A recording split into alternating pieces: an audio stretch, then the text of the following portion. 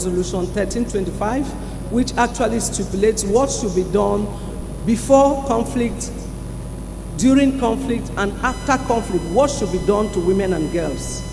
It also looks at, Nigeria is at its third National Action Plan. We are developing the third National Action Plan, and this Resolution 1325 is also being domesticated at the level of the states. The UN is also into, you heard the Secretary General talking about detecting, into collecting of data for effective gender-responsive prevention and protection measures. And then in terms of response, we respond to the survivors of gender-based violence. You can have psychosocial support, you can have access to medical facilities, you can have access to socioeconomic resources.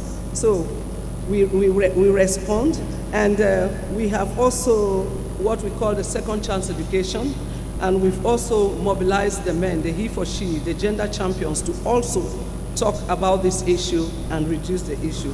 Coordination is one of the things the UN is actually known for. We coordinate to avoid duplications, but also we develop strategic partnerships with security institutions, making sure that security institutions are gender responsive.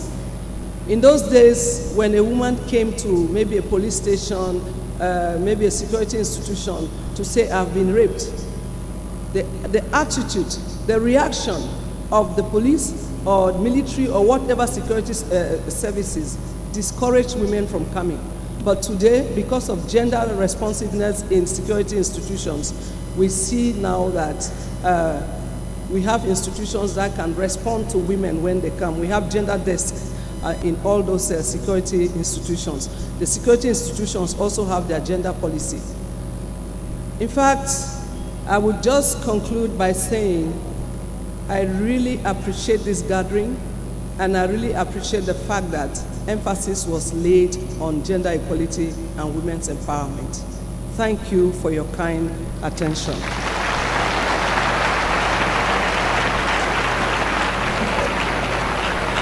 Thank you very much, Ms. Beatrice Ayon, for that immense contribution in addition to Her Excellency's presentation. May we once more express our gratitude to Her Excellency with a resounding applause.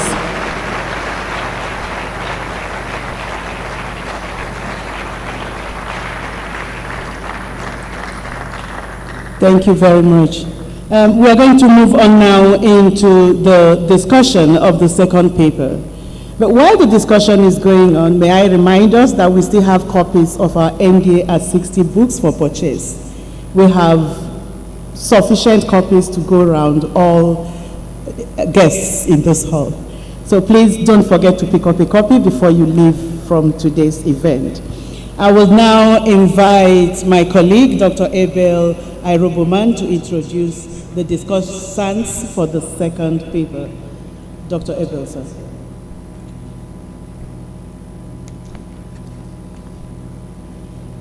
An abridged citation of Christian Mudiant. Christian Mudiant is a representative of the United Nations Children's Fund, UNICEF, in Nigeria. She holds a master's degree in technology and administration, of resources, and a bachelor's degree in civil engineering. Her professional journey spans over 3 decades with a notable focus on development. Before her assignment in Nigeria, she served as the United Nations resident coordinator in Panama City, Panama. In this capacity, she led the UN country team, ensuring comprehensive support to national efforts to achieve the Sustainable Development Goals, especially with respect to the broad engagement for leaving no one behind. A commitment to inclusivity and leaving no one behind underscored our leadership approach, fostering broad engagement towards sustainable development. Christian Mudiant's tenure with the United Nations Children's Fund, UNICEF, spanned over 18 years, where she held significant roles across various regions. She served as a UNICEF representative in Cambodia, Ecuador, Costa Rica, and Honduras, contributing significantly to child welfare and development initiatives. Christian also served as the United Nations Children Education Fund Deputy Representative in Pakistan. Before her tenure with the UN, she served as the Minister of Social Welfare in Guatemala and the Executive Director of a consortium of national and international non-governmental organizations, demonstrating her commitment to public service and social development at national level. Christian Mundian is, however, unavoidably absent and will be represented by Ibrahim Sessi.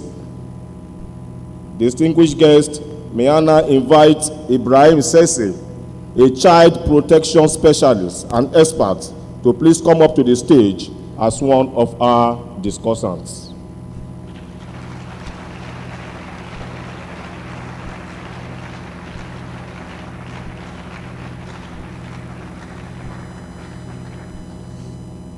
A brief profile of Major General I.M. Yusuf. Major General Ibrahim Manu Yusuf was born on 19th May 1967 and commissioned into the Nigerian Army Armored Corps on completion of his cadet training in 1990. He retired from the Nigerian Army on 20th June 2023 after 33 years of unblemished service.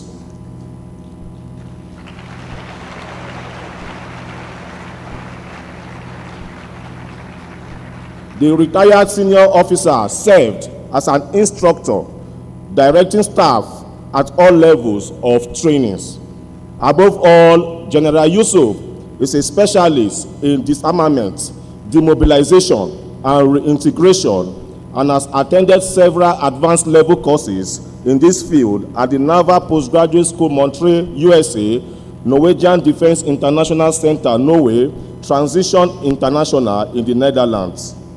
As a director at the Kofi Annan International Peacekeeping Training Center, Ghana, he introduced the advanced DDR course on reintegration with the funding support from the German Agency for International Cooperation. In the same vein, through the sponsorship by Japan International Cooperation Agency, he developed the curriculum for the basic DDR course for the International Peace Supporting Training Center and served as a lead facilitator for the pilot course. Between 2009 and 2010, he was the chair of the United Nations Integrated DDR Training Group. Prior to his retirement from the Nigerian Army earlier this year, General Yusuf was the commandant, Nigerian Defense Academy. Within a period of 1 year, he has sporadically and radically transformed the training to an unprecedented level. In his leisure time, he enjoys walking, reading, and watching movies.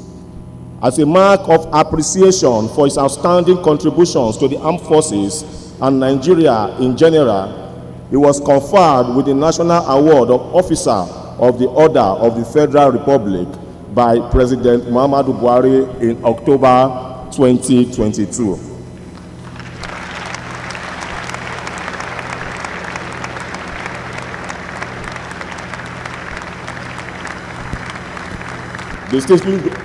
Distinguished guests, may I now invite General Ibrahim Manuel Yusuf to join other discussants on the stage.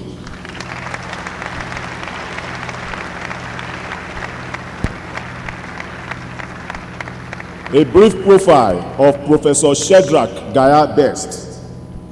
Professor Shedrack Gaya Best is a distinguished Nigerian academic and peace advocate, currently holding the position of Professor of Peace and Security and International Relations since 2007.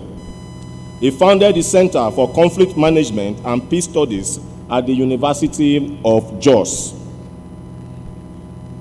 A testament to his unwavering commitment to peace studies, Professor Best is also an active member of learned bodies such as the Nigerian Political Scientific Association, and the American Political Science Association. His extensive publications encompass books, book chapters, and journal articles, particularly focused on peace. Distinguished guests, ladies and gentlemen, may I now invite Professor Best to the stage as one of our discussants.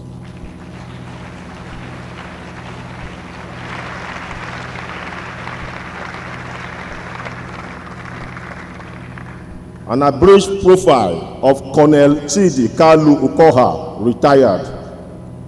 Colonel Chidi Kalu Ukoha is a retired military officer who has distinguished himself as a defense, security, and logistics consultant. He worked as security logistic manager at Dynatic Ops Security and Logistic Company, and later served as a training facilitator at the International Committee for the Red Cross from August 2018 to August 2021. He contributed significantly to the African Nature Investors, advising planning and procuring logistics while ensuring the safety of staff and VIPs at the Gashaka Gumti National Park. Currently, as a senior military advisor at the Center for Civilians in Conflict since September 2021, Colonel Ukoha continues to excel in facilitating training, establishing relationships, and contributing to initiatives aimed at protecting civilians in conflict zones. Distinguished ladies and gentlemen, may I now invite Colonel Chidi Kalu to please join the representatives of the UNICEF, the former commandant of the Nigerian Defense Academy, and the former professor as one of our discussants. Thank you.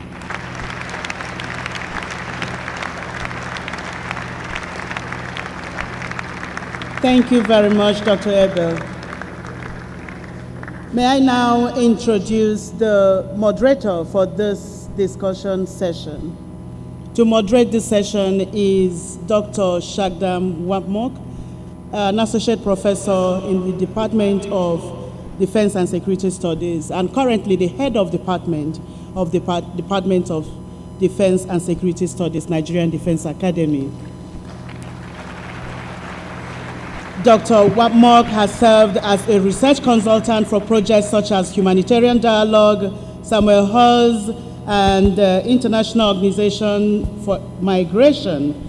He serves as a resource person and external examiner to several academic and non-academic institutions in Nigeria. He has a number of publications in both national and international platforms to his credit. Wapmok is a member of learned professional associations, including the Nigerian Political Science Association, the Society for Peace and Practice, the Nigerian Society of International Affairs, and the Nigerian Institute of International Affairs. May I have the honor to hand over the session to Dr. Shagdam Wapmok to moderate the discussion. Dr. Sir. Thank you very much, Dr. Bunna. It is indeed a very big honor to actually moderate this session, surrounded on my left and my right by eminent scholars, practitioners who have actually been to the field, as well as those who are still on the field up to today. And in continuation of the discussion which we started in the morning on the protection of victims in conflicts, this time around we are going to be focusing on the weaponization of sex and the protection of the rights of women in conflict. Women may not be the ones who actually start the conflict. Then why is it that women are often worse hit? Why is it that women are the most traumatized? Why is it that women will be the ones who always carry the trauma long after the conflict has ended? These are very key questions that I believe these members of the panel will be actually addressing this afternoon. I'm aware today is Friday, we have very little time. So instead of recapping what the UL Undersecretary has actually said, I underscore the point that she made. She said there can be no peace without the protection of women's rights. Without much ado, I think I would love to start with the former commandant, Major General I.M. Yusuf, who is on my left, to give us some insight. Sir, maybe in the next 5 minutes or thereabout. Let us hear some insights about your experience. She actually mentioned very clearly that it is not the lack of UN resolutions. There are so many which actually have the UN Security Council have come up with, and countries have actually keyed in. But despite these numerous resolutions, as well as the efforts by countries to protect women, it's evident that this is actually a problem up till now. What was your experience in the Northeast, sir? I think it will be unfair if you restrict me to 5 minutes, because I just left the service, and given the number of years I spent in the Northeast, so many things were talked about regarding protection of civilians, and again on this topical issue. Serving officers are not here to speak, and I think it's important I fill that gap. So with your permission, I will want to do just that. The moderator, panelists, respected senior retired colleagues, gentlemen, first I want to thank and appreciate the Commandant for giving me this opportunity, and to congratulate the Academy and the Armed Forces on this occasion of the 60th anniversary of the Academy. And of course, for this topic, the two topics, very important. And I want to say that you cannot win the hearts and minds of the population that you cannot protect. And for you to be able to protect the civilians, you must be able to win their hearts and minds. This is for the benefits of the cadets. Now, the aspect of weaponization of sex is same as using rape as a tool of war, and history is replete with many examples in the past. We have documented history where in the Balkans over 60,000 Bosnian Muslim women were raped by the Serbs. DRC, there was deliberate raping in order to inflict them with HIV. In Rwanda, over 200,000 women were used as an instrument of war. Now, in these cases, there were systematic facilitation or complicity by government or institutions that were supposed to check this. But I want to say that in our case in Nigeria, the Nigerian government, the Nigerian military has never, ever tolerated any violations that has to do with the protection of civilians or committing offenses relating to gender-based violence, including rape.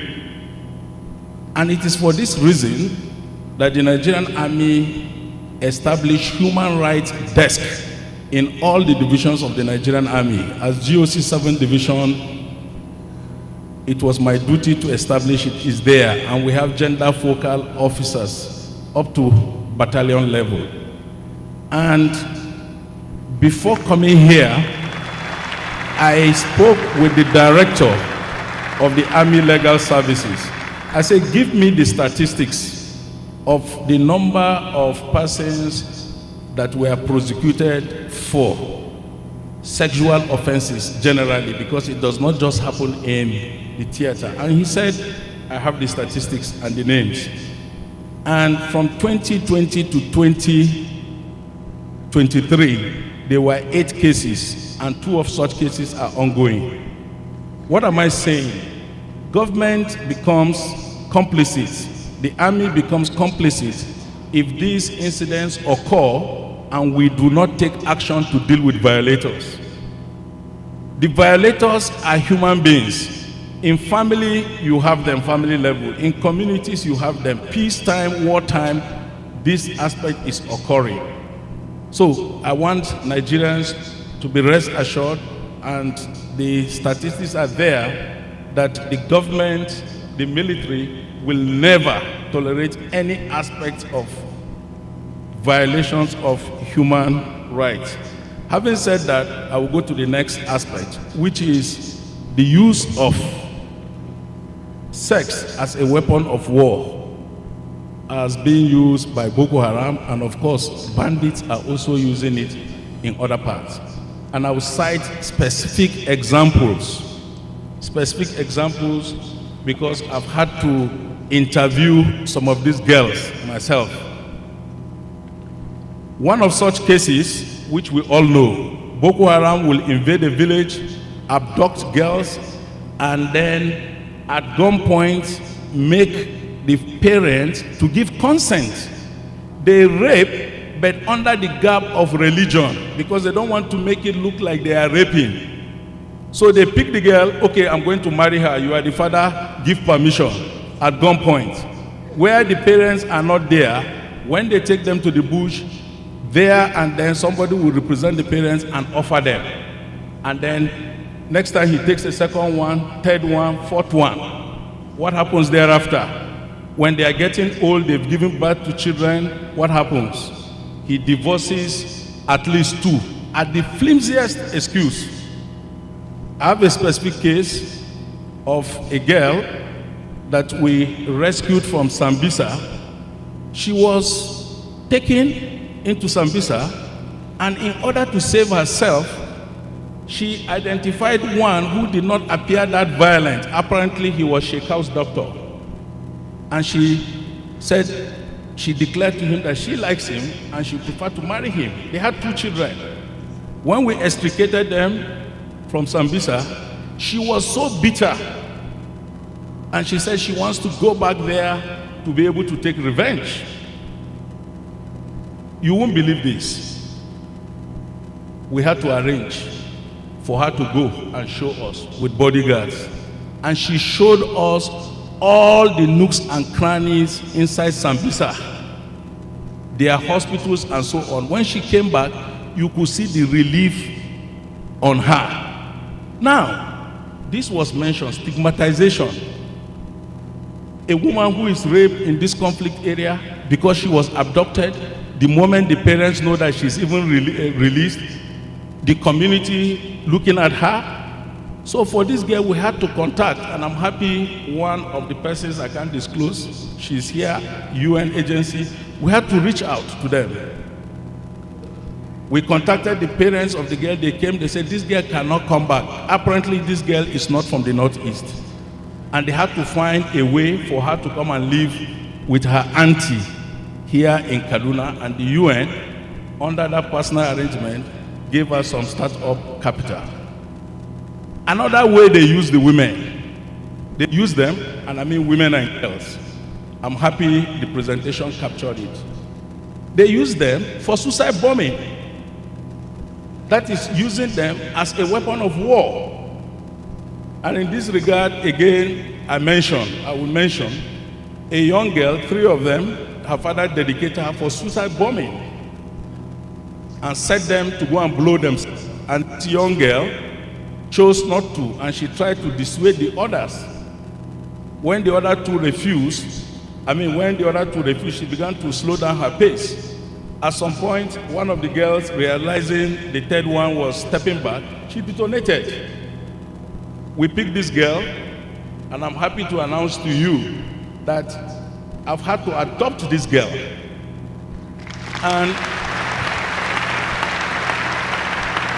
And this girl is there today. She's now in SS1. When we got her, she could only speak Kanuri. It's just one case. Ochai is here, your commandant. He has cases. You find military commanders out of pity. Sometimes you don't want to expose the girl Because if we took her to the women's camp, where are her parents? Nowhere. You find individual commanders having to risk their lives or come out of pity to support these girls. There's also a case of a young girl, and I'm saying this for the sake of the cadets. This girl was captured from Chinene, taken to Goza Hills, and she was being raped repeatedly. She found a way, she escaped, she came down and reported to the soldiers. A captain, without permission, out of anger and quest for vengeance, asked the girl if she could take them to the location. She did. They went, they had encounter. They killed the Boko Haram and also rescued other girls. When this girl came back,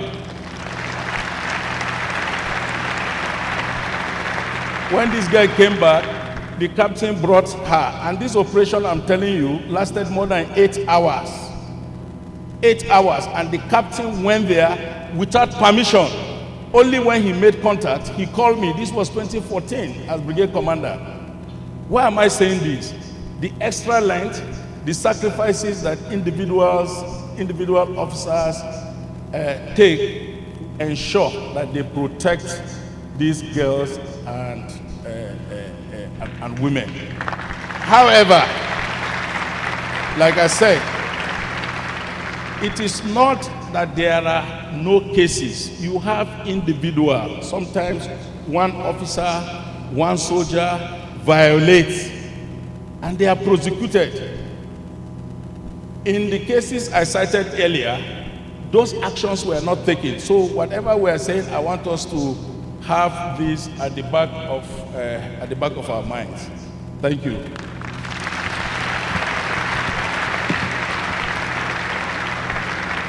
Thank you very much, General.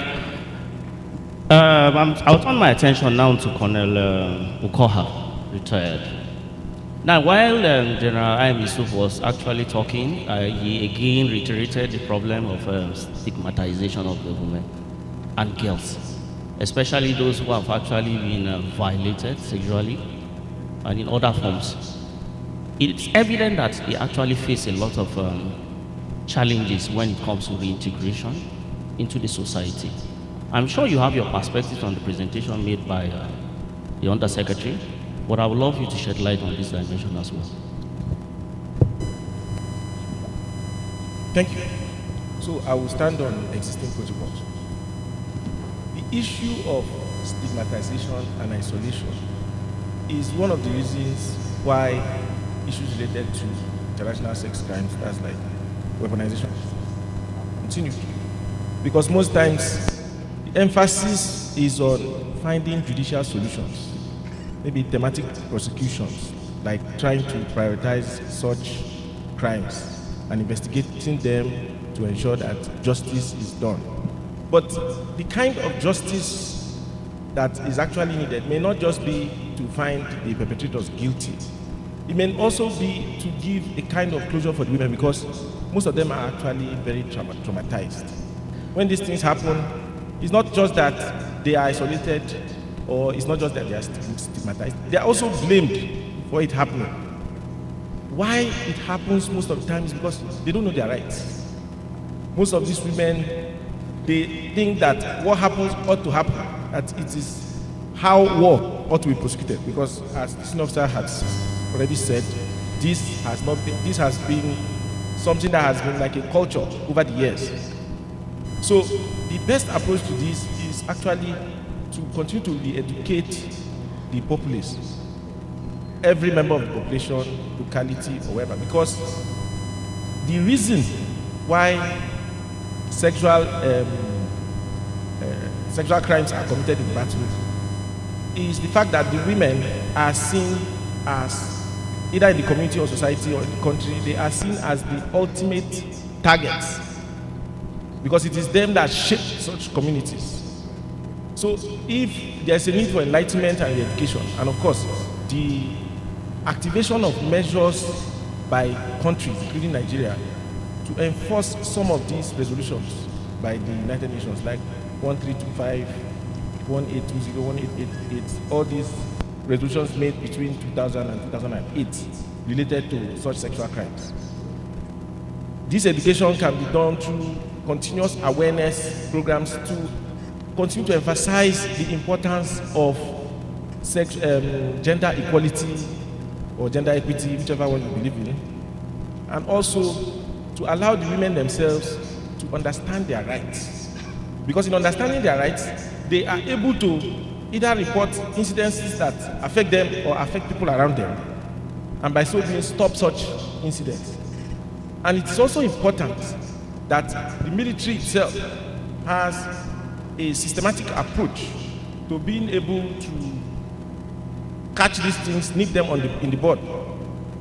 This is particularly key when there are things like the casualty assessment procedures, like CC track, civilian casualty tracking system. So when there's a systematic way of understanding that within certain communities in a particular location, there is a prevalence of sexual crime, then it is easy to target that place and neutralize or stop or seriously mitigate such actions. So the fact that we cannot reach out to the insurgents because of what the Terrorist Act says, that even interaction with such insurgents is in itself a crime of a sort of terrorism, or you are violating the act of the Terrorism Act. So the best approach to it is to ensure that our own troops are well educated and well trained to understand how to, as much as possible, mitigate such sexually related crimes during conflict. And by so doing, to a large extent, even if what we can do about the insurgents is probably to retrain those ones that decide to come back and become repentant, and if there is a way they can reach out to their colleagues, then the better. But it is easier to handle the military institution and other security agencies in that regard, so that as much as possible, these issues are brought out, that the stigma and isolation associated with these kinds of sexual crimes are far more important to deal with than finding justice in terms of dealing with the culprits that are involved in this act. Thank you. Thank you very much. I'm now going to turn my attention to my right, beginning with Ibrahim Sese, who is representing Christine Mundwen, who is the United Nations representative of UNICEF here in Nigeria. From the angle of the United Nations, it's evident that so much has been done and so much needs to be done. I think it would be prudent if you actually highlight to us efforts being made by not only the UN, but as well as its sub-agencies like the UNICEF in addressing this problem of weaponization of sex and the violence against women and children. You have the floor. Thank you so much, moderator, and then all protocols observed. I would like just to throw light on this based upon my experience working in situations of armed conflict for the past 25 years. Starting from Afghanistan, moving to Somalia, Central African Republic, DRC, CAR, Burkina Faso, Mali, even in Colombia, and of course, very close to my home in Sierra Leone. And before coming to Nigeria, then I was then in Mozambique. When you look at the issue of sexual violence as a result of conflict, it is important for us to really view this in the light that there should be a collective as well as individual accountability. And I'm so pleased that the former commandant made mention with regards to the collective action, that is basically the institutions of the state to really take that responsibility, but it's also on that single person who is within those institutions to say, yes, I'm being guided by rules, and of course, I'm accountable not to really make sure this really happen. In some of these situations, I would practically say we've been able to provide technical support to state institutions and ensuring that they really abide by international humanitarian law as well as human rights law. I give you an example that is so typical. When you look at, for instance, on May 31, 2021, the gender policy of the military came into being and ensuring that this is really mainstream. UN Women took a very active role with support from other institutions to see that these policy instruments are there. But as you've mentioned, it is not enough. It is the institutionalization, not just say we are mainstreaming these particular policy narratives into the work. How does this happen? You look at the military in terms of its three cadre, from strategic, operational, and tactical level, all of those issues with regards to operations, they should be in. The other important element which I would like to bring to bear, like for instance, His Excellency, the Executive Governor of Borno made mention this morning, that we already have over 180,000 people that have exited Boko Haram. 60% of these are women and children. What has been done? From the point wherein the military comes in contact with these particular persons of concern, they need to access what? Interim care, providing them with reintegration assistance, and I'm pleased to say, supporting the efforts of government, which are the primary duty bearer. We've been able to see that even some of these Chibo girls that we're talking about, their first exit was within the interim care when you look at the work that was being done at the Bulum Kutum Center in Maiduguri. Quite recently, and this is just last week, there has been a protocol for the release of children and women that come in contact with security forces. And I'm very pleased to say that the implementation plan was even launched at the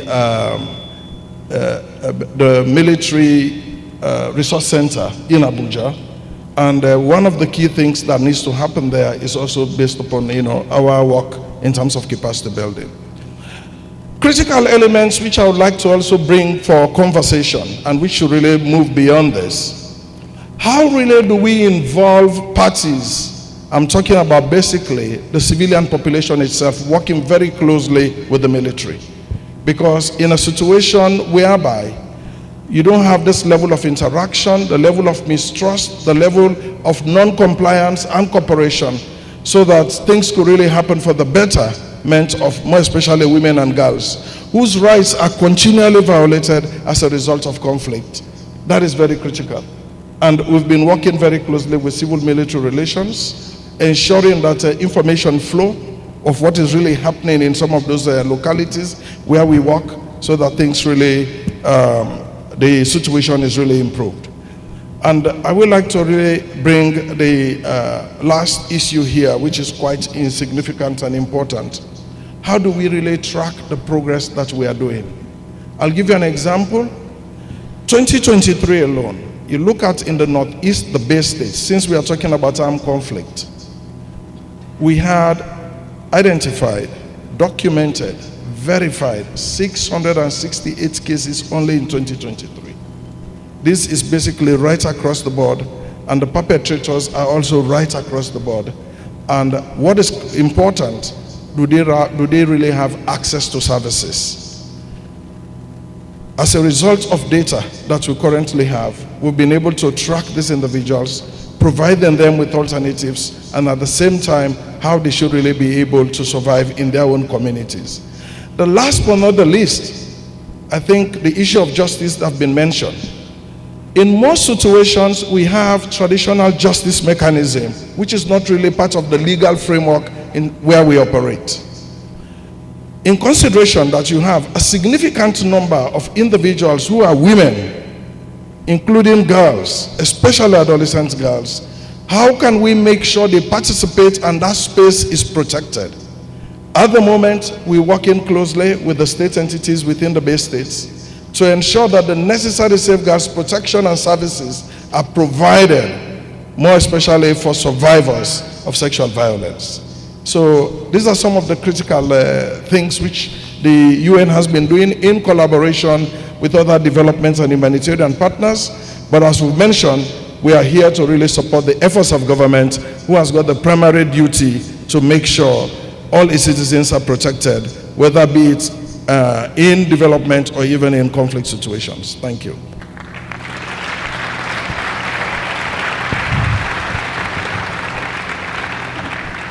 Okay, we now turn our attention to Professor Shadrach Best.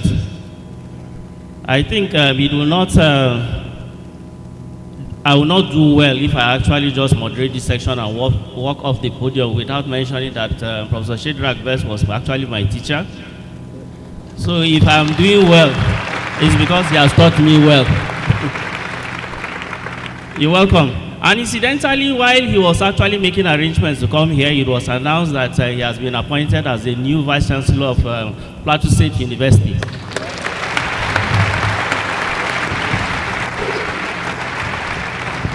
So any of you, if you want to actually get promotions, make sure you associate yourself with NDA. So Prof, you listen attentively to the presentation by Mr. Mohammed, particularly with respect to the issue of the weaponization of sex in the context of conflict. And arising from the discussants who have spoken before you, is this critical point of silence over these matters. It appears the conversation, the voices of these victims are not yet out there sufficiently. Neither have we actually worked enough to ensure that we capture their voices. So, sir, what is your own take on how best we should actually go about addressing this particular dimension of culture of silence on the abuse, sexual abuse of women? Thank you very much, moderator, and everyone here. Let me begin by saying that one thing we have established in the course of today is that sex is a weapon of war, has been used as a weapon and will continue to be used as a weapon of war when it finds the space to be used. Number two is that we have talked about the responsibility to protect. Yes, civilians must be protected. This responsibility, we said, is with the Nigerian state. But the Nigerian state is an entity, is an abstraction.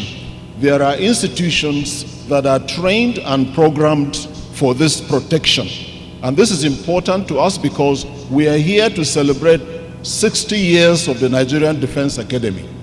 This place has been training the cream of the Nigerian armed forces. And so when we talk about the responsibility to protect, this institution of the armed forces is at the heart and at the center of this responsibility.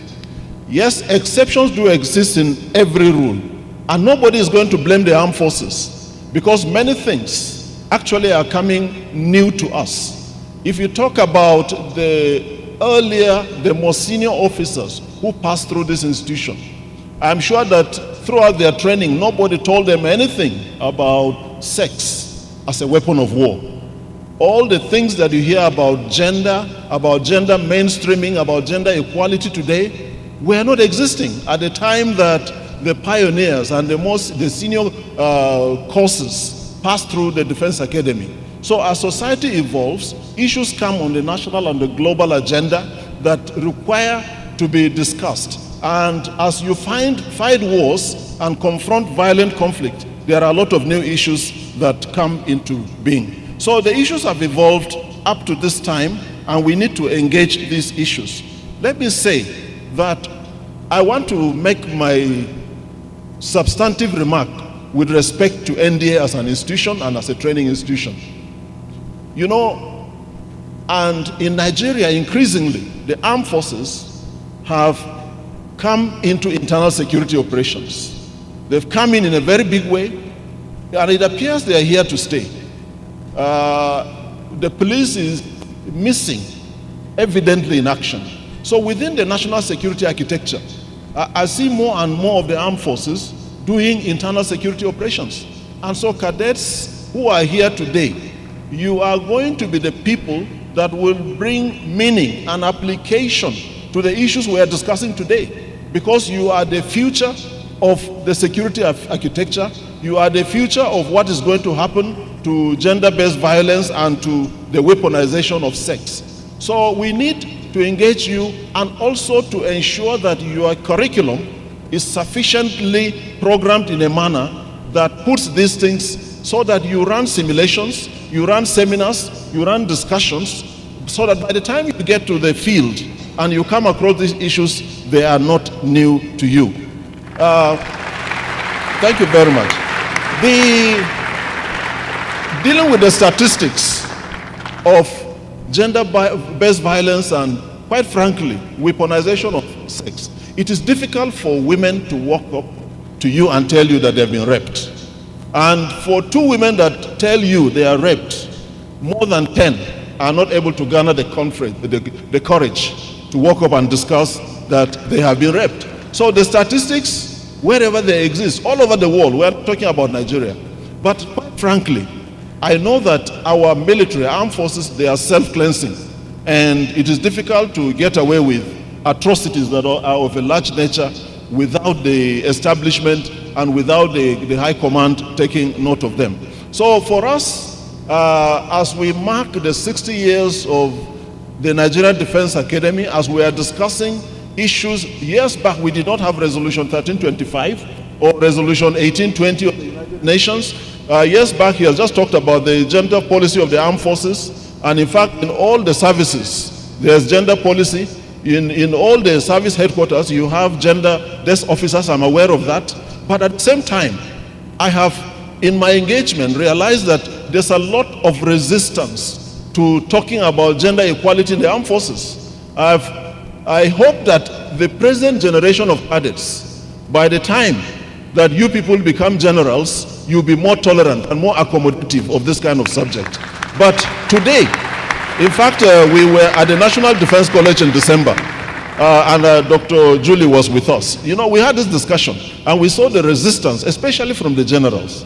You know, the idea, and when the generals talk, if you are below, I also realize that you lower your voice. You don't say much. And so the resistance from the generals set the tempo, and the women officers who were lower in rank could not say much and could not do much. But what I'm telling you is that in spite of this gender policy and all these legal frameworks, there is still a kind of an institutional attitude that is hostile to what we are talking about. And you cannot blame anybody, because these things are new. You did not find them in the academy. Then you are a general and somebody is coming to tell you about gender equality.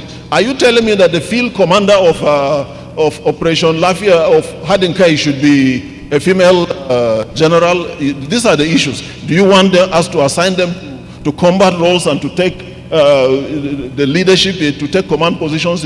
They say, look, we are talking about military things here. Women don't want to go they don't want to fight. They want to stay in the office. They will talk about their children. We've had all these sentiments. And I believe that as we go to the future, this protection of the rights of women and of the violation of the rights of women in conflict, we will continue to enjoy.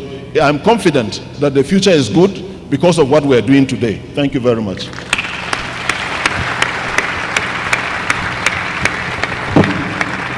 Thank you very much, Professor Shedrack Best. Despite the fact that time is not on our side, but this panel cannot conclude without us exploring the way forward.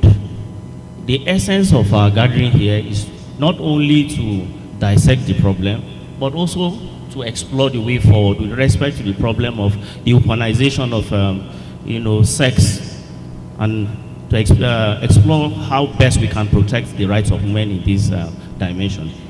So to the whole panelists, what specific strategies can we adopt in addressing these challenges facing women, not only in Nigeria, but even beyond the Nigerian soil? I think I would love to begin with Colonel. We move this way, so that best again. One of the ways this can be achieved internationally is by applied fully the tenets of the Rome Statute, especially as regards the issue of discouraging or not allowing for amnesty. One of the ways that this issue can be tackled to a large extent is adherence to some of the tenets of the Rome Statute, especially as regards the discouragement of amnesty for crimes related to sexual violence during conflict. Because these particular kinds of crimes have, as we have been saying, a lot of effect concerning the women involved and even in their society. And another way is to ensure that women are empowered to get educated, empowered to be able to sustain their lives, and are part of the people involved in making policies related to when there is conflict, when conflict is initiating or when it is being resolved, so that their specific unique needs are included. Then in the military itself, she spoke of the Undersecretary spoke of the issue of community-based committees which should involve women. These committees are important because in conflict, civilians, particularly women, find it very difficult to interface with the military.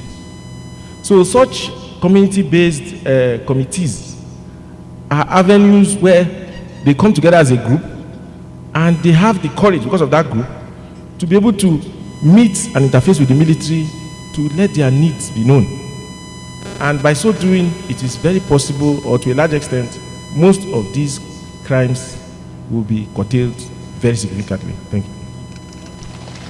General, in a sentence or two. He said in a sentence or two.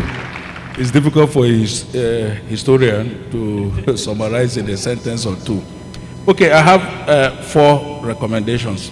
One, I think there is a need for the military to assist in the sensitization of the civilian population, especially women, girls, and other vulnerable groups, on their rights and how to report these violations without the accompanying apprehension and intimidation.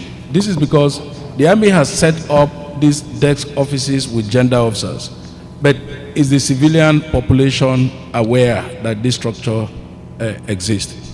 Second, the government needs to investigate, document, and publicize all the evidence that we have on the weaponization of sex and violations of the rights of women, girls, and other groups. We are not doing that, and that's why I disagree with what Madam Julie Sanders said, that it's only the state military that should be held accountable. Publicizing it will help to keep the population away from the insurgents or the bandits, because the population will not be aware of the scale. For example, how many of us are aware that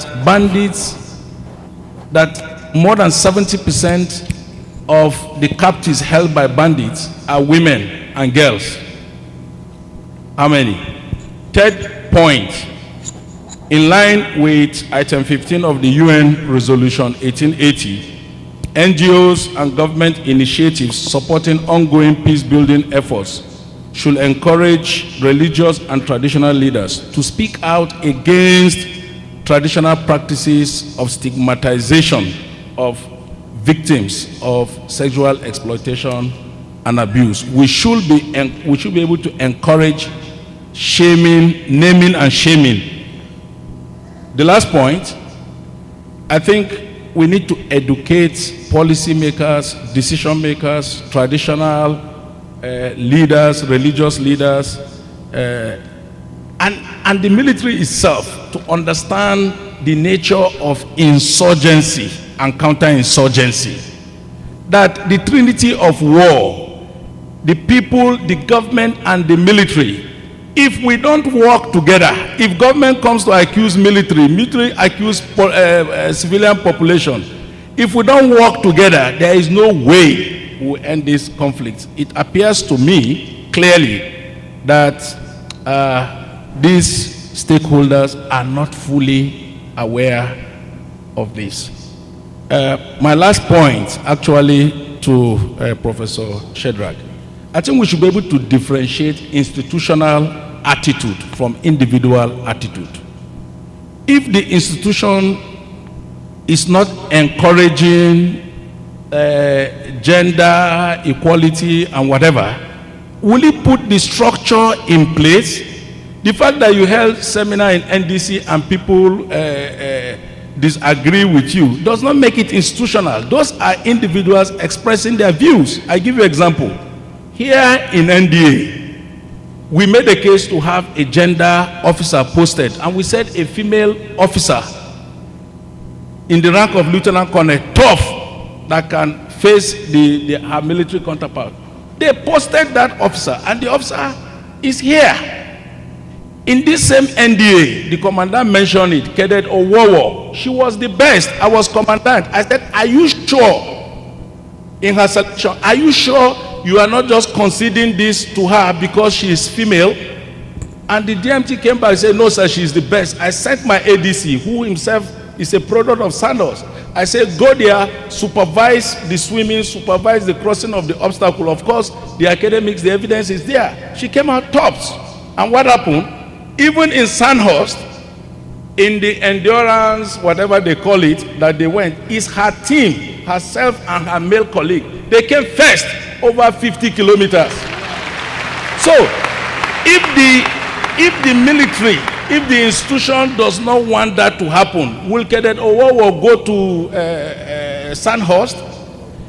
I want you to understand one thing. The military, the whole world over, when they began to encourage military women to participate in combat, including US, there was resistance. And this is anchored on war experience. US forces in Afghanistan came under contact. A female soldier was shot. And because of that, they aborted the mission to extricate this female soldier out of the arena of battle. And then they set up a committee. They evaluated it, that if it was a male that was shot, the mission will not have been aborted. Some soldiers will have been left behind to safeguard her while she's being evacuated. The same thing happened in our homes. If my daughters misbehave, I would just say, take time. If my boys misbehave, they get a knock. So this will take time. But I don't want us to live here thinking that the military as an institution is not interested in gender, whatever. Prof, I'm ready to sit with you one-on-one on this. Thank you.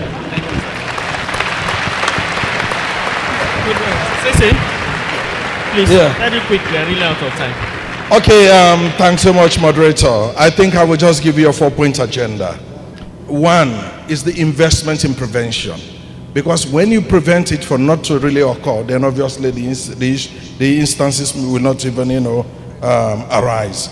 In terms of setting up early warning systems, in terms of detecting what is really happening and what should really be the response mechanism in doing that. Number 2 is basically service delivery, taking into account the needs, the well-being, and protection of survivors. Looking in terms of durable solutions, not just in terms of a band-aid approach. The third I will include will be to strengthen the capacity of military actors themselves and allied stakeholders, so that they will be able to really respond adequately, and making sure that we strengthen accountability. That is the 4th point. And having to really ensuring that the responsibility to protect is everybody's business. It is not just within the military, but also with communities. Thank you. Prof, your last word?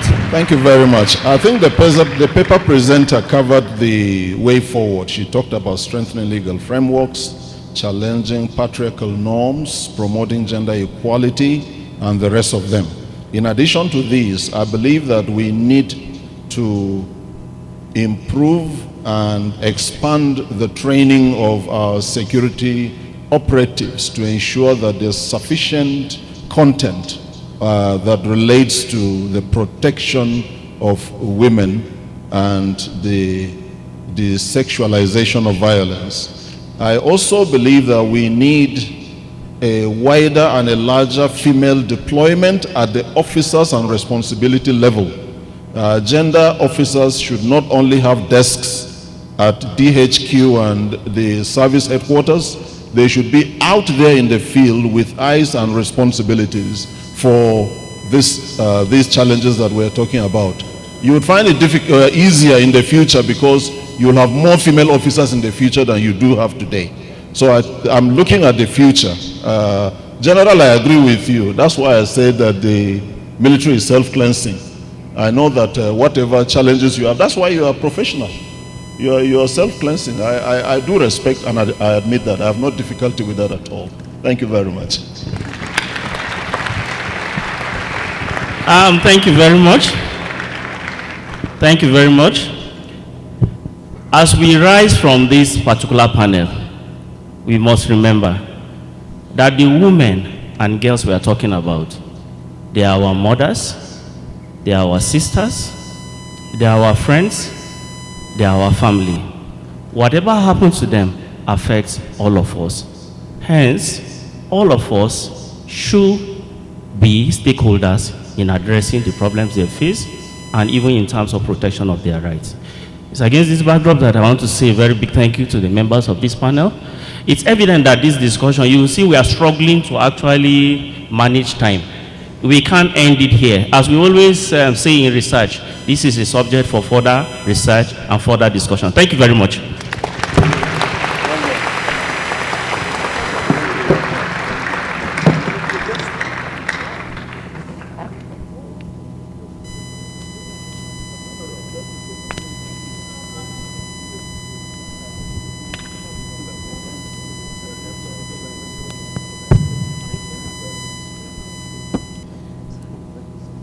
Thank you so much, Dr. Wabmok and the discussants for that second paper. Okay.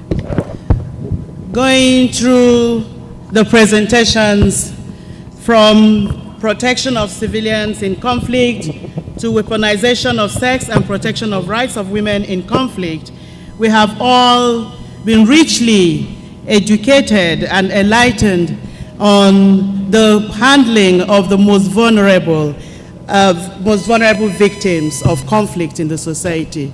And we are hopeful that all the leaders, policy makers, military leaders, organizational leaders in attendance will take further this bold step Nigerian Defense Academy has established towards approaching such sensitive issues in military practice and implement most of the recommendations that we've listened to here today. May we give a round of applause once more to this initiative and appreciate the Commandant Nigerian Defense Academy for creating this highly enriching forum. In his typical magnanimity, the Commandant Nigerian Defense Academy has promised to pay for a copy of the NDA at 60 book each for all the representatives of the courses graduated from NDA in attendance.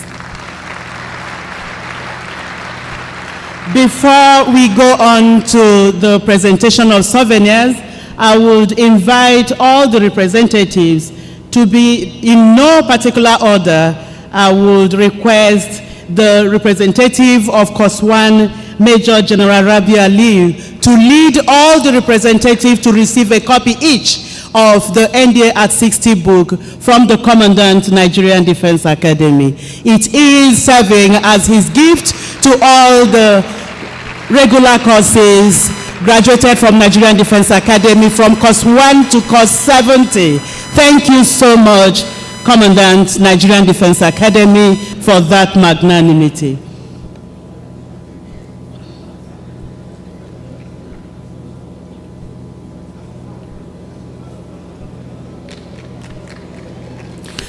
As they receive this, may we continue to appreciate these great men who have given all their best to Nigeria to secure and defend us against all issues of insecurity. May we continue to appreciate them, please. Appreciation, appreciation.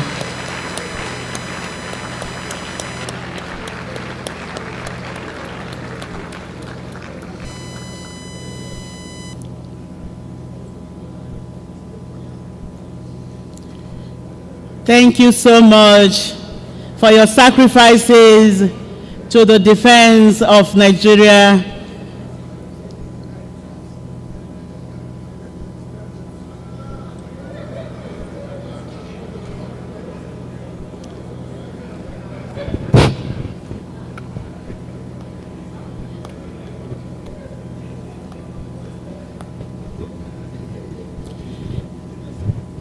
We are hopeful, though, that this gift will encourage other members of the courses who are not representing to also pick a copy from our sales point.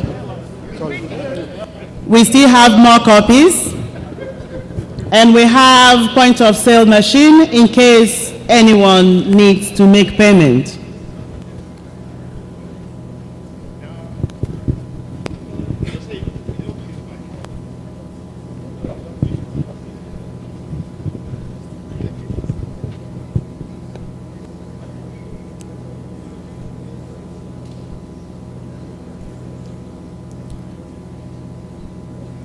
We appreciate your presence, and we hope that these books will leave indelible marks in your minds about the activities going on in Nigerian Defense Academy as degree awarding university. Many of these officers graduated from Nigerian Defense Academy before its elevation to the status of university. And this will serve a point of reminder of the capacity improvement with the current status.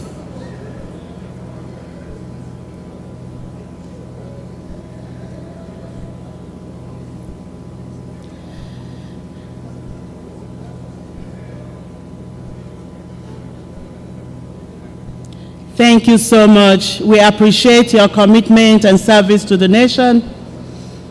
And we most sincerely appreciate your joining us today for this historic event. May I also remind the representatives of all the courses that there's going to be a group photograph for all the representatives of all courses graduated from Nigerian Defense Academy in front of the auditorium after the general photograph.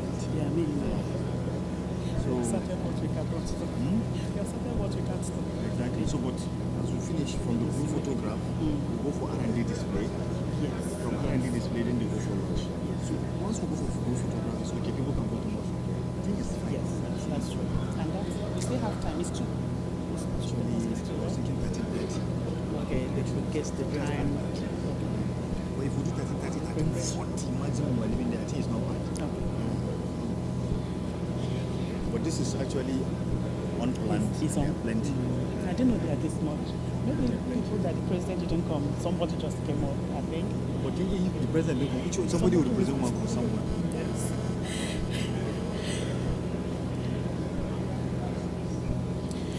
May I remind us that after the group photograph, we have our research and development display by the left-hand side of the auditorium. And guests are encouraged to go over there after the group photograph to have a look at all the innovations and development strides being made by Nigerian Defense Academy.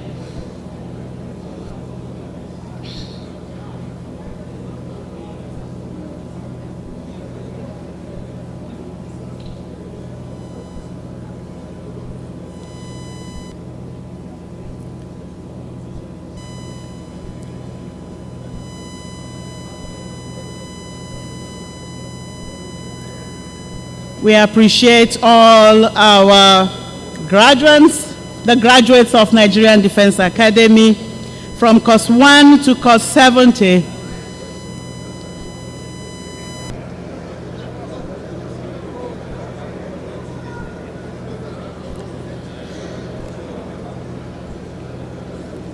May I also remind us that as soon as we are done with this presentation of gift, we are going to have the presentation of souvenir to our second guest speaker and the discussants. There's also going to be the presentation of souvenir to the moderators of the two discussion sessions.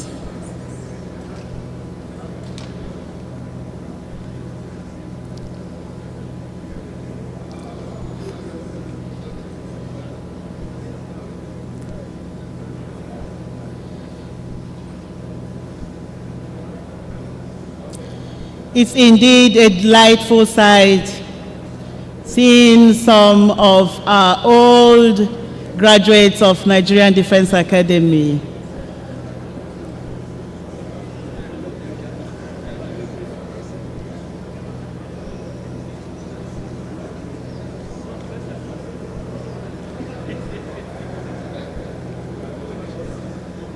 And graduates of Nigerian Defense Academy cut across the regular combatant officers, the short service officers, as well as the direct short service officers.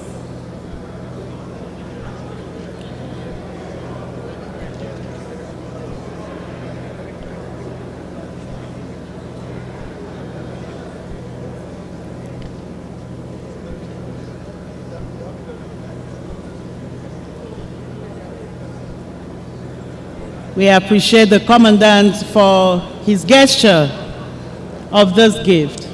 I can observe how happily the representatives are receiving the gift.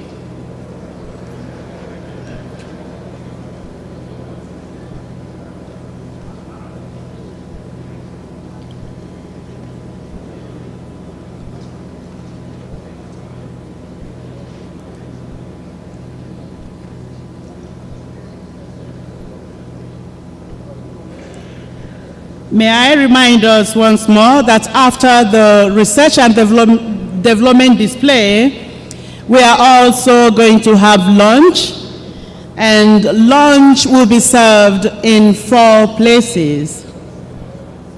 3 service venues will be at the NDA headquarters. We'll have lunch served at the Loyalty Hall, the Valor Hall, and the Deputy Commandant's office.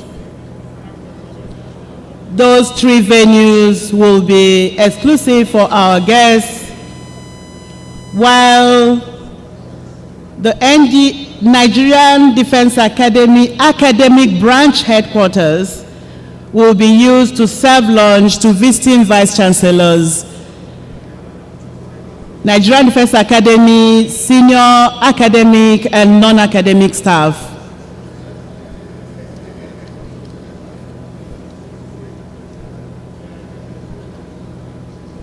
Other guests will receive their lunch in the tents used for tea break.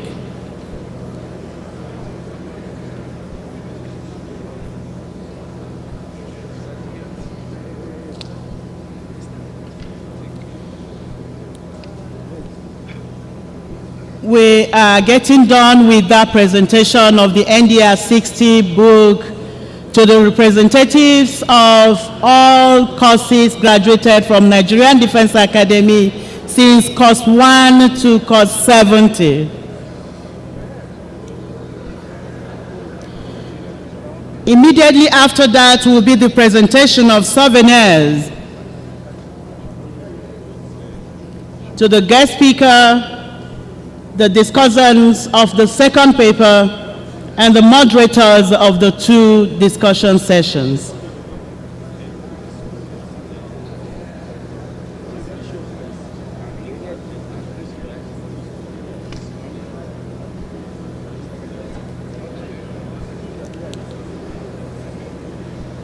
I can see some of our colleagues doubling as representatives of their causes. Congratulations.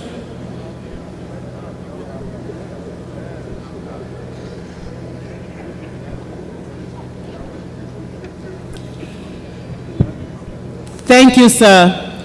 Before the Commandant goes back to his seat, may I invite the representative of Her Excellency, Ms. Amina Mohammed, to receive her souvenir from Nigerian Defense Academy.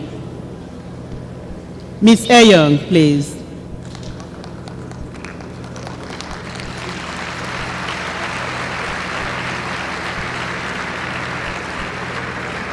Thank you so much, ma'am.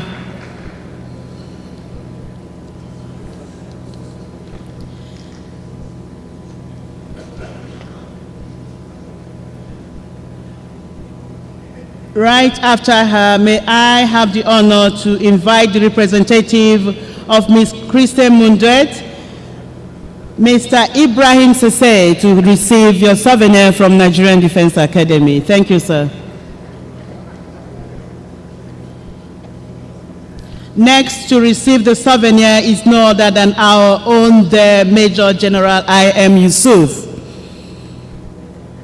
May I invite you to receive your souvenir, and thank you so much for that light of freshness you brought to the discussion.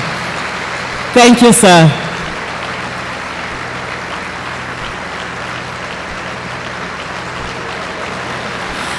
Thank you so much. The greatness of a leader lives in the hearts of the Lord. Thank you so much, sir. We still have the impulse of General I.M. Yusuf in our hearts and in our memory. We appreciate you, sir, and we wish to see you again and again and again. Thank you, sir. May I now invite Professor Best Shedrack to receive his souvenir from Nigerian Defense Academy. Professor.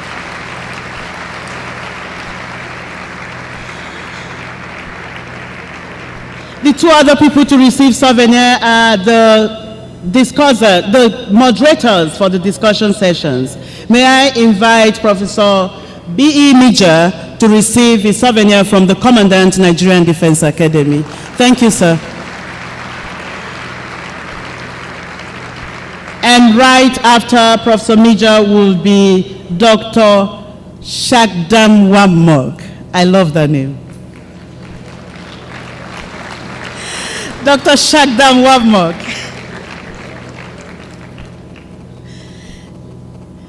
We appreciate all the contributions to the enrichment of today's seminar, marking NDA at 60. Thank you all. Thank you, Commandant, sir.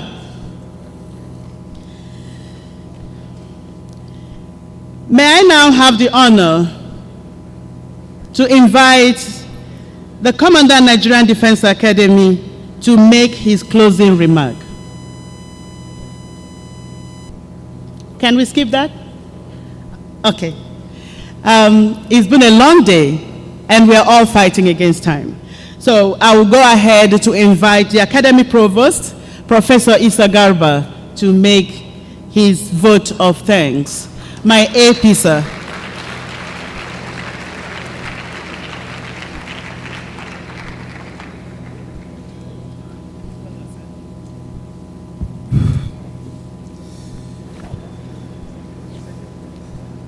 His Excellency, the Executive Governor of Kaduna State,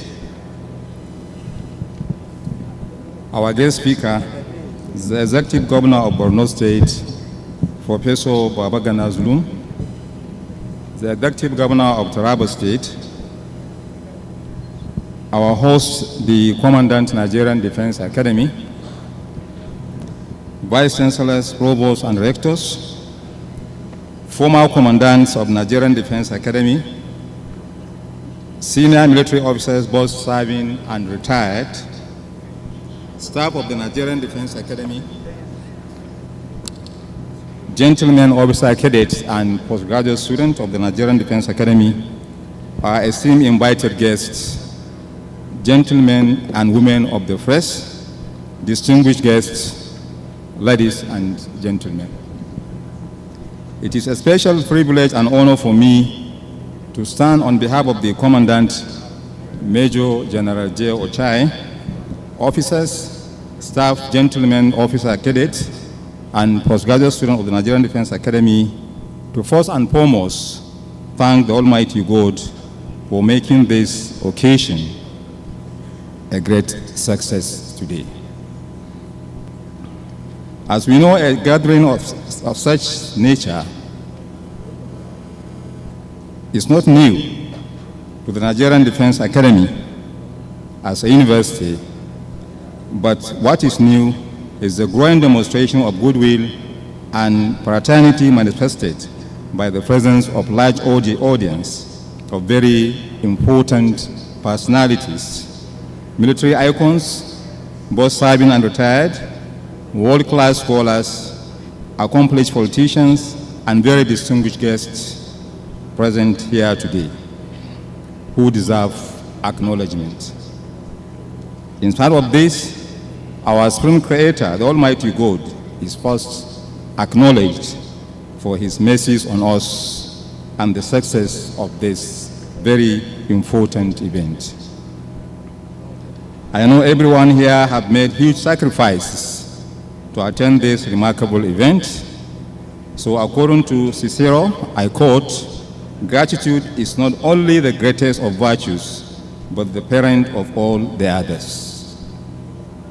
It is in this regard I wish to specially and most respectfully convey the Academy's appreciation and gratitude to all of you, starting from His Excellency, the Executive Governor of Kaduna State, and also acknowledge the symbiotic relationship existing between Kaduna State and Nigerian Defense Academy.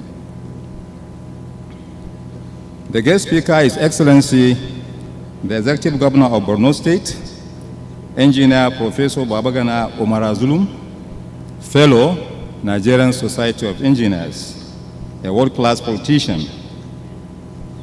His presentation gave this gathering the rich academic and intellectual framework. The paper was incisive, thought-provoking, and balanced in analysis and exposition. We are indeed grateful. To our dear sister, Ms. Amina J. Muhammad, we say thank you for your presentation, which was so educative. We are grateful for gracing this occasion. In the same vein, I want to acknowledge the President of the Executive Governor of Taraba State, Dr. Abu Kefas, for gracing this event, and also have also been a discussant. My appreciation also goes to all former commandants of the Nigerian Defense Academy, General Officer commanding 1 division, flag officers commanding, air officers commanding, commandants of tri-service institutions here present, all their representatives, and very senior officers serving and retired. We say thank you all. We are highly honored with your esteemed presence today. I want also use this opportunity to thank the coordinator in Daoa for gracing this event and also adding color to the occasion. The Vice Chancellors, Rectors, Provosts, all their representatives, Chief Executives of institutions present, thank you all for coming.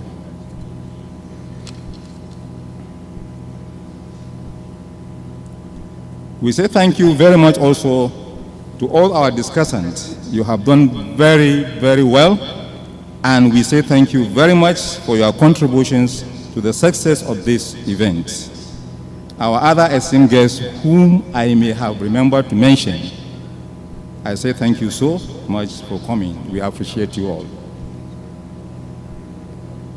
The real catalyst which invigorated the organizing committee was the design, support, and encouragement of the Commandant, Nigerian Defense Academy, Major General J. Ochai, knowing that the organization of an event of this magnitude obviously entails a huge resources and logistics, which the Commandant, by his intellectual leadership, provide for us to record this great success today.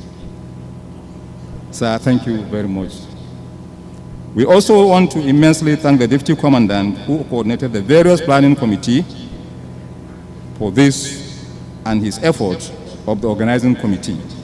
Now I say thank you also to all directors, both military and civilians, deans, chief instructors, heads of departments, centers and units that perform various duties. And before we close, President, thereafter we are all encouraged to move on